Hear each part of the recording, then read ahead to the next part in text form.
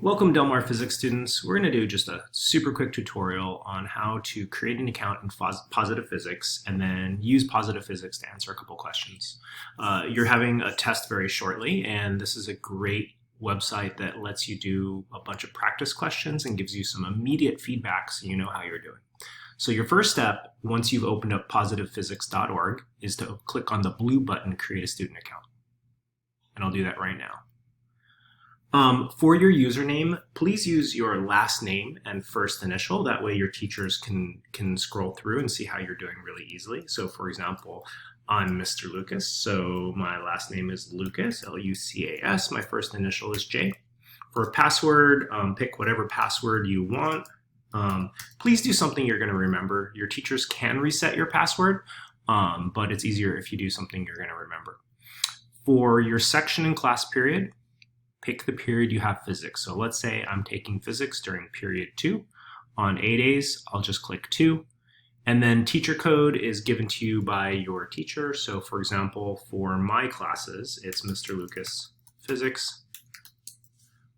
Please take a look at the help document, the instructions. It gives us the teacher codes for each of the teachers. So for Ms. Tanase and Mr. Nugent.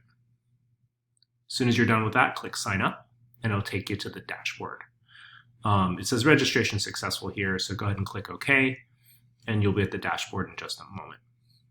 The way the navigation works here, if you notice as I move my mouse over these gray boxes, it changes. We're going to want you to do the questions in the definition of momentum section, the conservation of momentum section, and the vocabulary and concepts section. I'm going to start by clicking on the definition of momentum section to kind of show you a couple things. First of all, I want you to notice your navigation. You have all the questions assigned up here, so you can jump to question 2 if you want, or jump to question 5. The next thing I want to show you is that it has 2 percentages, one for completion and one for accuracy in the top right corner. That means that if you got the question right the first time, it would count towards your accuracy score. If you tried it a couple times and you finally got the answer, then that would count towards your completion score, but not your accuracy score. One other thing I want to point out is that in the middle of the page, it says the vehicles lock together inelastically following the collision. We haven't really discussed what inelastic means. And for answering these questions, we're just going to go ahead and stick with focusing on the words, the vehicles lock together. So what that means is you have a car and a truck moving separately before the collision.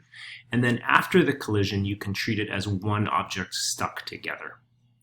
The other thing I want to point out is if you notice on the top, there's the 3 little motion lines. It's been a while since we've seen this. We saw this way back last semester with some of our diagrams and models, but they're back. So again, if you're looking in positive physics, if you see these little 3 motion lines, that means the object is moving. If there are no motion lines, then that means the objects are not.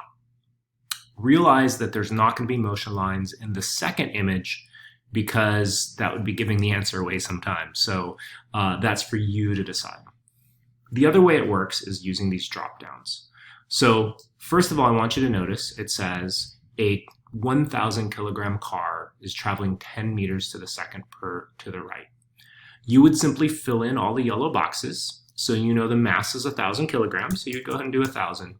You'd go ahead and set the units to kilograms because it's a 1,000 kilogram car. You know its velocity is 10, and you know the unit for velocity is meters per second. And it's moving to the right, so it's a positive velocity.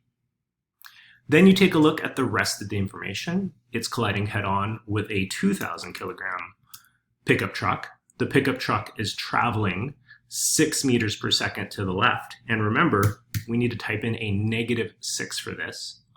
And again, you know it's meters per second, and you know it's kilograms.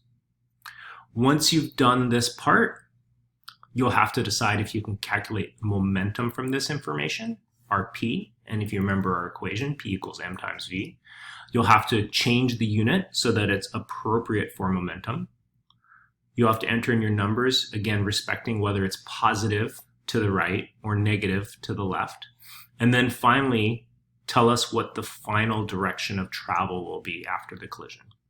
Once you're done, you can click this Check Answers button, and it will show you which ones you've gotten right and which ones you haven't answered yet. Okay, so all these green are the ones I had right. Or let's say I put in the wrong answer. Let's put this in as 1,000. And if I click Check Answers, it'll highlight in red, and it'll give me the opportunity to change it. The last thing I want to point out is there is a cannot be determined option if you think that the answer is not possible. It's a little bit more rare, but it does happen that the answer can't be determined. Once you've completed all 6 questions, simply go back to the dashboard. It'll show you your updated completion and accuracy. Then you can go to the next section, in this case, conservation of momentum. The big thing I want to point out here is that we have this purple, which shows that we have removed this question. We haven't taught you the concept of impulse yet, which is the letter J here. So we're going to skip questions 1 through 12, start with question 13. 13 to 18 you'll be able to answer. The last thing I want to point out is let's click dashboard one more time. Once you've completed all 3 of these, quiz yourself and see how you're doing by clicking on assessment. We have 6 questions. It should be quick to do. Just click on the gray box again in the middle, and that'll take you to the quiz to show you how you're doing and to show you whether you're understanding well.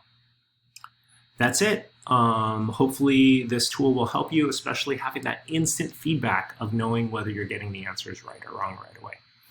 Thanks, physics friends. We'll see you on Thursday for the tests.